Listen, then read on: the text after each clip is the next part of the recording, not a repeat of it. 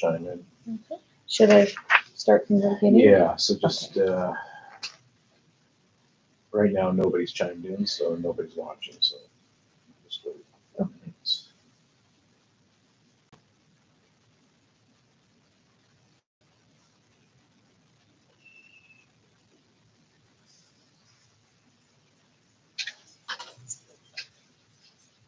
Maybe Chris asks people who are watching to chime into the chat, just so we can see who's here. Yep. I can go. No. Here. Do it here. Oh, okay. Hello, everyone. If you're there, if you could let us know in the chat so we can see how many people have received the new link. Thank you. And this video will be archived, and we'll send the link out after we're done. Okay.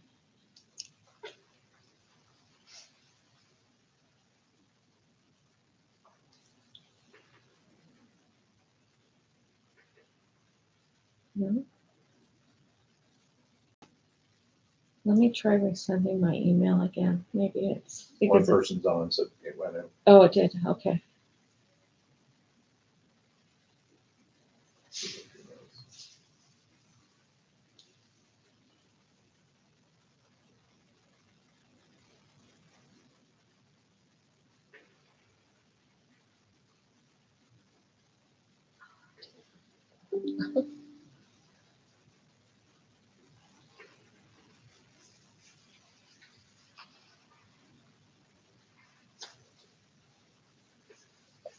Let's try.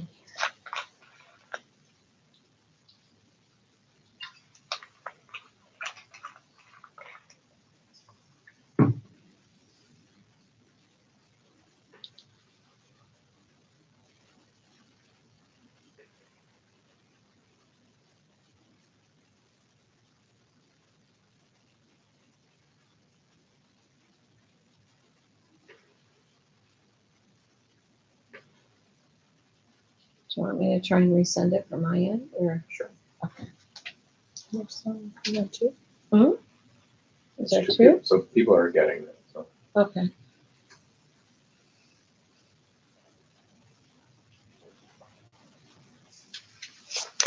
So just ask whoever's on just to chat. Send us a chat note saying that they're on. Nothing's free. Are you? Is it moving though? Yeah. Okay.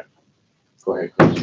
Okay. Hello, everyone. If you're with us, if you could just chime into the chat line so that we know who's here. For those that maybe miss it, we do archive it, and you'll be able to access it through the link. Okay, so welcome everybody. I'll start over again. So welcome everybody to our town hall meeting. Today we've got lots to talk about, and I'm going to start off with the fundraising that's been going on for the resident council.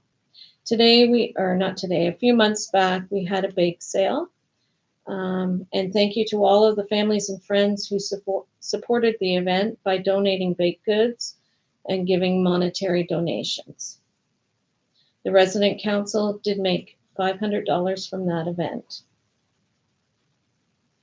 The second fundraiser was from our Christmas bazaar on the weekend. The resident council did raise $700 from the event. So please, thanks again to all the families and friends that participated in making this a successful bazaar. The monies raised will all go to help support the resident council. Because of the success of both fundraisers, the programs department will be having a bake sale and a spring bazaar in 2024. So watch for those upcoming events. Jennifer Pilon, social service manager, is sending out emails to families shortly, and it's in regards to the family caregiver experience survey. So please keep an eye on in your emails for this to come through. If you require a paper copy, we can set some aside on Judy's desk at the front so that you can pick one up, fill it out, and hand it back into Judy. Marty Lloyd is our infection control lead for the home. She ensures that we are in compliance with our infection control practices. She's also responsible for things like immunization clinics. She's asked me to remind everyone of a few infection control practices. So we are relying on families and friends to not come and visit when they're feeling unwell. If you have any symptoms like a temperature, a cough, runny nose, sore throat, to please not come and visit. We can set up alternate visiting or visitation through FaceTime on our iPad. That's done through Judy at the front desk. So there are alternate means for you to converse with your family, but please don't come in sick. Marnie has asked that families, when they come in, to please hand sanitize and apply a mask. You're to wear that mask while you're here in the home, unless you're, in your loved one's room having a coffee or a cookie. You can take your mask off then. But as soon as you're done eating, then you reapply it, and when you're going out, okay? If you're booking the chalet or the dining areas for your to have a meal with your loved one, please make sure that you book it through Judy. And at that time, when you have your meals there, you are allowed to remove your mask. Once the meal's completed, then you reapply it. Marnie is running an RSV clinic this coming week. RSV is a respiratory virus that normally we see in children, and now we're seeing it in older adults. So Marnie is running a clinic on Wednesday and Thursday of this week for those residents who have given consent. Marnie has approved family gatherings in the chalet up to 20 relatives and their resident. The chalet can be booked through Judy at the front desk. And again, just a reminder that masks are mandatory, but when you're eating with your family, you can remove them and then reapply them when the meal's complete. Marnie has been tracking the respiratory illnesses in the community, and they are on the rise and are considered at moderate risk. That is why we're trying to encourage small family gatherings versus the larger groups. Please make sure when you enter the home, you hand sanitize and place a mask on. Just a reminder for many residents who are under isolation, we encourage families to approach the nurse and figure out or find out what the appropriate PPE use is for that resident. Also, she will be able to tell you how to put on the PPE and how to remove it properly. Okay, we want to make sure everyone's safe, so please feel free to reach out to the registered staff. At this time, there is no restrictions for residents when going out to stay with family over the holiday. Just let us know a couple of weeks ahead so that we can have pharmacy prepare meds to take on their holiday. Okay. Ruth Pratt is our nutritional and environmental manager. She's asked me to relay some information to you. We will be testing our Code Green policy, and we'll be doing a mock or pretend evacuation. The evacuation will be on Care Center 1. Some residents will be participating in the mock drill, and we will be asking staff, students, and volunteers to substitute for some of the residents. The mock drill will be a learning experience for staff, and we will be performing a debrief after to see what went well and what we need to improve on. The mock drill is scheduled for Thursday, November 23rd, starting at 1:30 p.m.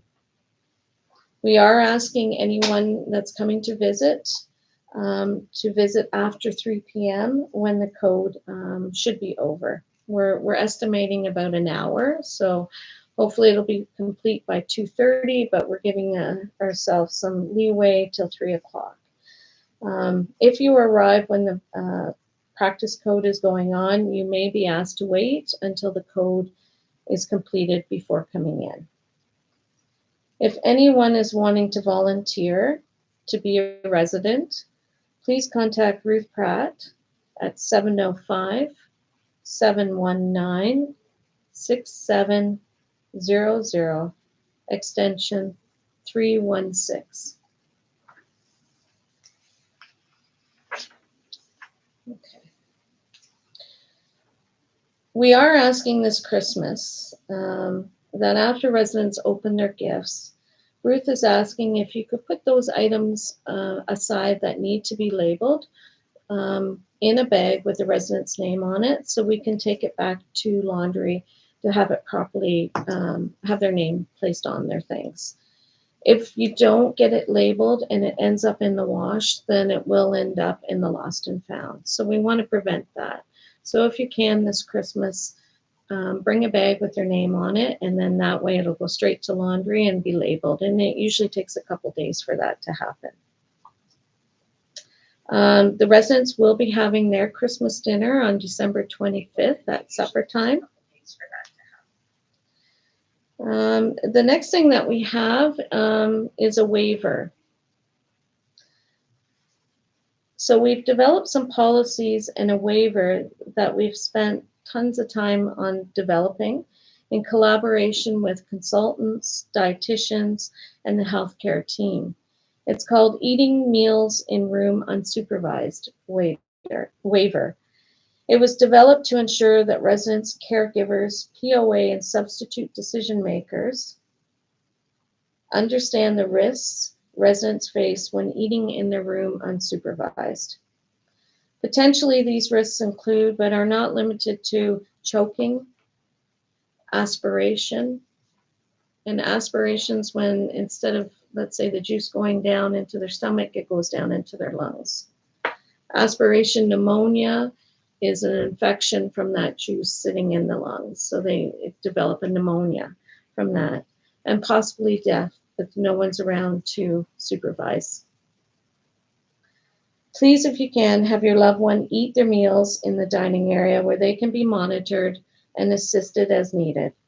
We will be starting to sign waivers over the next couple of weeks to those who are presently eating in their room. Okay, and it just makes, it demonstrates your understanding of the risks. So that will be happening next week. We do have some new policies that we put out. One is the visitor code of conduct, and the other is the employee code of conduct. As we're trying to ensure that we have a very respectful workplace, and everybody is respectful of the resident's home. Shirley is working presently with the engineers to ensure substantial completion of the HVAC system. That system, we're still working on things, and we'll be able to give you an update shortly. Staffing, we're currently looking into staffing for RNs, RPNs, and PSWs. We are advertising through Indeed, online, through social media, and we'll have a sign delivered later this week for out on the boulevard to advertise for these positions. If you know anyone, please refer them to us directly and ask them to email or come in person to drop a resume off. Okay, and potentially they could have an interview on the spot. Well, I think that's everything. Does anybody have any questions? So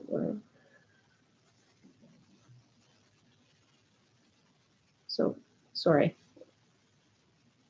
So Adele wants to know that there's an intervener coming that afternoon. Could you ensure the intervener is there prior to the drill? Yes, if we have their number, I'm sure I can speak with Jennifer Pilon if it was arranged through her, and then we can adjust the times. And this question about, can you dive in a little deeper into the role of the residence counselor? The resident council, it's made up of the residents and only the residents. and they elect their own officials. They have a president, a vice president, and a treasurer. And so they can invite people into their meetings, but it's really resident based. And they make decisions about, for instance, all the money that we've raised, where they'd like to use the money, whether it's for fine dining night. Last time they actually bought a flagpole. So that was part of from their fundraising. So it's really up to the residents, and it's resident directed. How does the waiver affect the snacks that are given to the residents in the room by the staff within the food cart? The waiver is just to put out there that there is risk of choking, so that you understand the seriousness of it. When they do have snack, the staff are supposed to give out snack, but they go back and forth and they keep an eye on the residents that are eating, and then clear away any dishes that they may have at the end of the snack cart service. Is there...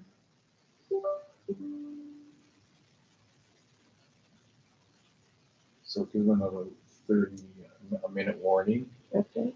Is there any more questions?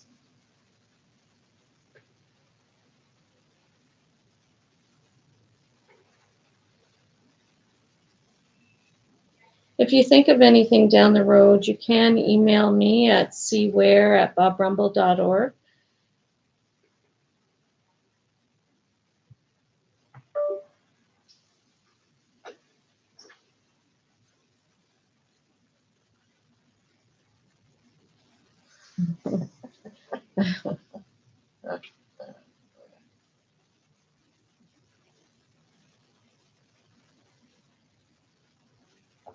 Okay. Sign off. All right. Thank you, everybody. And if I don't see you, I wish you a safe and happy holiday. Bye now.